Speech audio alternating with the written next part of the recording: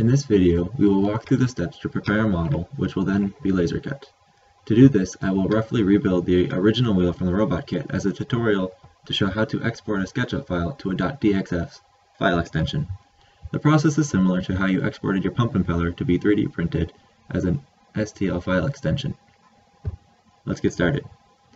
First off, you will need to download the plugin for SketchUp. If the link is not provided below, we can do a simple Google search for a .skp to .dxf.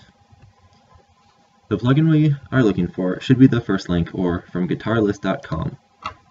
From here, we will then select our SketchUp version number, or SketchUp make in our case, and download it. From here we can download anywhere on our computer, but preferably in a place where we can quickly find it. Next, we will go to SketchUp and install the plugin. From here, we will go to Window, Preferences, left-click on Extensions in the left-hand menu, and then click on Install Extension. From here, we can then find our file where we just previously downloaded, and hit Open. The next few windows that will pop up will grant access for SketchUp to allow the plugin to be used by our system. After you hit OK, the program should have installed, and you can successfully see its installation under the Tools menu under the tab Export to DXF or .stl. The same file can also be found under the File menu as Export to .dsf under the Print header. We will now create a rough sketch of the wheel as an example to demonstrate the export process. As a side note, unlike how the impellers were a 3D object, this process is only a 2D projection. When we laser cut any object, it is a flat projection of our model that is cut out on an XY plane. Now let's create our wheel. Each group will have their own independent, unique design. However, for this video and demonstrational purposes, I'm going to estimate a rough sketch of the original wheel from your robotic kit. To start, I'm going to select with the circle tool, and from the origin, expand out what I think the inner radius of the hole that mounts the screw to the servo should be. I'm going to guess it's around 1/16 of an inch.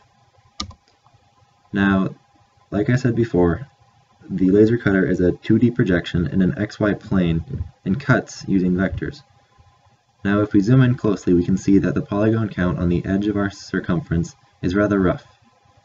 If it was a circle or a wheel, it wouldn't flow smoothly if you tried to roll it. The same applies when you go to cut using the laser engraver. It'll cut each individual point as a flat coordinate. To get around this, we can right-click on our circumference, right-click, and then hit Identity Info. From here we can then see the radius and the number of segments, or the number of vertices or polygons that make up the circumference of our circle. The higher we increase this count, the smoother the edge of our circle will get. I'm going to select 60 segments, and as you can see, it smooths out my circle considerably. Now, I need to create the actual wheel itself, or the part that will be in contact with the floor. From my measurements, I found that the original wheel was about 2.5 inches in diameter. So for a radius, I'm going to assume it's 1.25 inches. And the same as before, the edges of my circle are rather rough, so I can left-click to select my circumference, right-click, hit Identity Info, and then increase the number of segments from 24 to 60. From here you can see I have a rather smooth wheel, for lack of a better term. I will then go through and deselect the inner radius, or the screw hole that will then mount to my motor, or servo, sorry. As you can see, it's a two-dimensional, single plane object. We will now be engraving the student's ID number onto each wheel as a unique identifier to distinguish between each cut. To do so, we will be going under Tools and selecting the 3D text option. From here they will enter their ID number and place. However, we can see that the text is way too big for the size of our wheel. We can scale it down by using under the Move tool and selecting the Scale option. From here we can drag the corners, lock our aspect ratio, and scale it to an appropriate size. However, when we move our object over, although it may fit, we see that our text is a 3D object on a two-dimensional plane. One way to get around this is to take a two-dimensional slice of a 3D object by first right-clicking on your text and then hitting explode. This will break each individual component up into its own vectors and faces instead of a number text as a whole.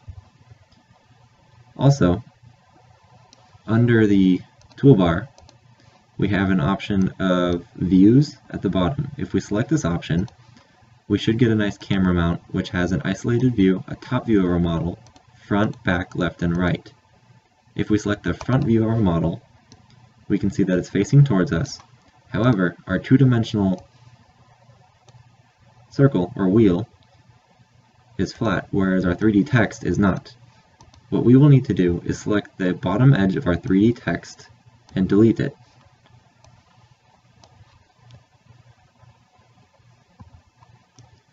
As you can see, it took our 3D object and created it into a sliver or two-dimensional object of our ID number. You can also see that it fits nicely inside of our own wheel. From here, if we visualize the thickness of our material as the wheel's width, we can see that our wheel is complete with a 2D projection that will be then top-down cut from our laser engraver. However, we must first select our wheel with our ID number included to then be exported. So we can do this by then selecting the file, export to DXF.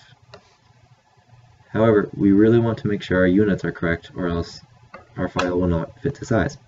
So I used inches in this case, so I'll select inches. From here, for the DXF options, I will go through and select lines. This will only take the vertices instead of the meshed face values or 3D objects.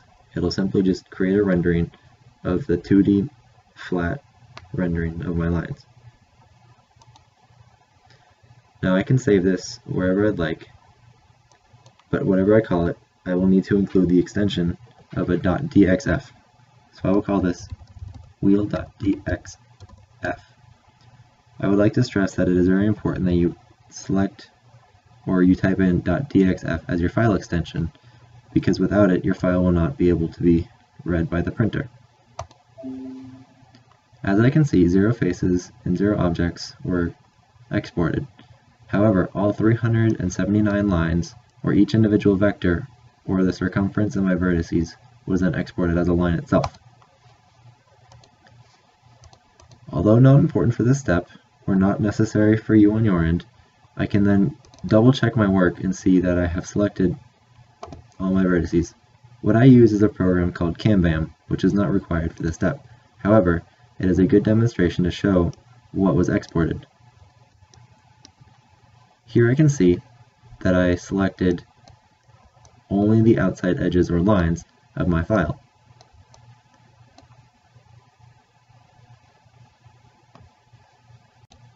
From here, you should be done. However, I would like to show you an example of what not to do, or what would happen if you were to not extract the two-dimensional slice from your 3D text. So to do that, I will then go to Tools and select the 3D text option and place it. Although I can see that it's somewhat on the same plane, it still has the height of a 3D object. And when I select my image and I go to Export, it will still work. Now I'd like to call this what not to do .dxf, as I like to stress, you need the file extension type in your file save name.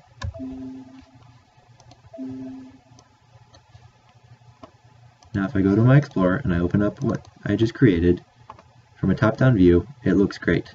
However, at a closer look, I will notice that I have a two-dimensional mapping from a top-down, but a 3D view that has a height difference in the long run.